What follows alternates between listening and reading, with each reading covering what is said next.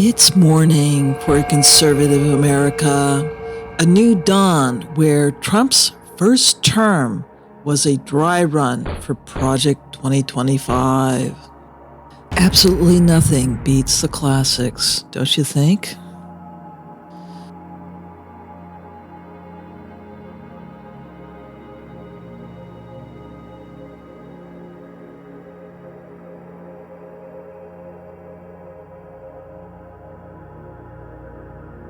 Just as soon as the GOP secured complete control over all three branches of government and was sworn in, Trump not only wasted absolutely no time ordering the same immigration policies and engaging in the same bellicose trade wars as he did the first time he was in office, but improved on his product by outsourcing the destruction of the federal government to his new BFF and sugar daddy, President Elon Musk, who has his own axes to grind with multiple federal agencies.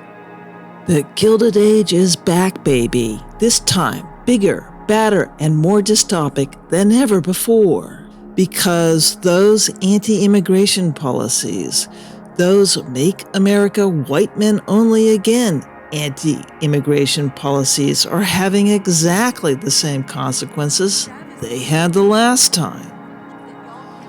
Hundreds, if not thousands, of farmers across America are headed straight to bankruptcy, just like last time, because immigration raids have either rounded up the workforce or made them sit out work so crops rot in the field and cows go unmilked and fail to head to market.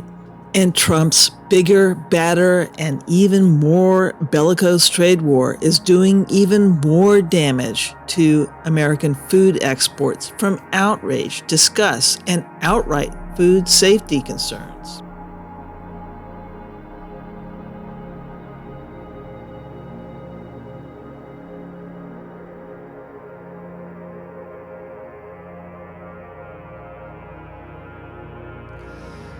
It doesn't matter if Trump stops his trade war, because Canadians are done buying American food and Canadians are done taking vacations in the United States. And why the hell should anyone even buy food where the public health and food safety system has been shut down, when we in America have to worry whether or not our food is contaminated with bird flu or heavy metals from a power plant disaster? Covering what the corporate media covers up. So they were just finishing up our town hall here in Castroville. I wanted to talk to you because not only are you an organic farmer, you're a biologist, and I think the thing that's not being addressed in the room right now is the heavy metals leaching into the soil. And this isn't just a story here locally, this is a story for the whole country, because vegetables that are grown here in the Salinas Valley work their way through the entire country. This is, the quote-unquote salad bowl of America. Trump's first trade war put thousands of soy farmers out of business. Oh, wait, you can't, because a lot of those small farms are now out of business. But as I said, this time around, Trump has brought along some allies. Right-wing libertarian billionaires who have sought for decades to shrivel the federal government have prepared in advance for total control of the United States. That's what Project 2025 is all about. And the guys from Silicon Valley have jumped on the bandwagon because they are extra motivated to shut down and kill off the federal government, not only on ideological grounds, but also because they are being investigated for their own criminal and fraudulent behavior.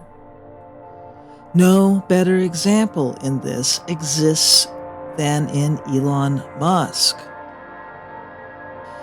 And farmers and ranchers who have been told for decades of the evils of welfare queens and the poor receiving food from the government are finding out those government handouts happen to be food redistributed out of government purchases of their own agricultural output. And the food being distributed abroad by USAID also happens to be the wheat, the rice, the soybeans, the lentils, the powdered milk purchased from American farmers. The U.S. economy has lost one of its largest, most reliable, and most generous customers, which also happens to provide for all of us life-saving services in the form of weather forecasts, in the form of public health and disease control agencies. Worse, people with a track record of denying us health care, of poisoning us with tainted food or water, or defrauding us of money, are now running the government. The foxes are in charge of the chicken coop. Billionaires are hunky-dory with mass deportation, trade wars, and shutdowns. They know what they are doing is going to break the economy. They know it will bankrupt farmers, businesses, and citizens across America, and they do not care. They are eager for it. Financial collapse is a primary means to incredible wealth because the ultra-wealthy have always had the resources to ride out economic calamity, whether it's inflation or a financial crisis.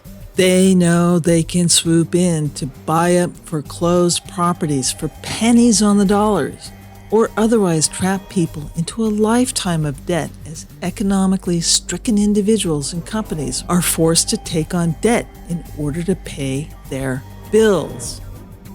This economic collapse they have engineered is the largest wealth transfer opportunity in 5 generations.